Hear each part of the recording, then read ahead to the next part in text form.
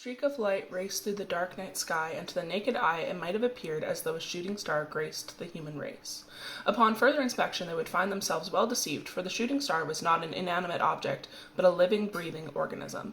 The wind bends round Gabriel's wings as he soars through the air.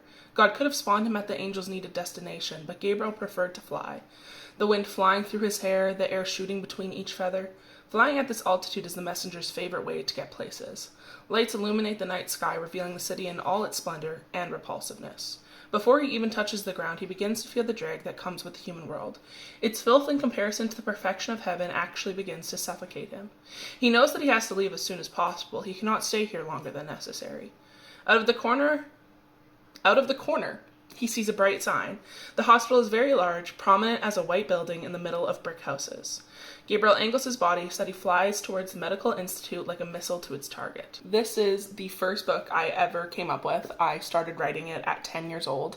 I finished the first version of it at 12 years old. This is the 8th version of 9, which I finished in 2017.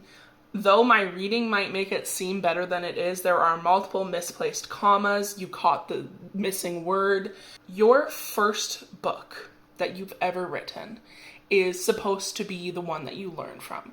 It's supposed to be the one that you build the foundation of who you're an author with. I explored my voice, I explored my characters, I explored what kind of endings I liked, plot, structure. I explored everything in this novel. The fact that I rewrote this 9 times before I finally decided to just let it be goes to show just how much effort I was trying to put into perfecting it. And you want to know something? I will probably never publish this book, because though it is close to my heart and I love it, the amount of editing that it would take to make this a book worth other people spending their hard-earned money for, it would be insane.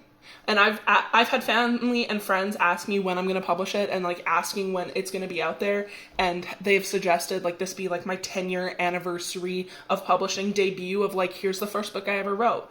But I would never think that this could be the one that would make my name, that would make me stand out as an author. That is something I have learned to be okay with. And that's something that you as an author might need to learn to be okay with. That your first project, though it might be the one you're most passionate about, doesn't have to be the first one that's published, and it may not even be the one that should be published at all.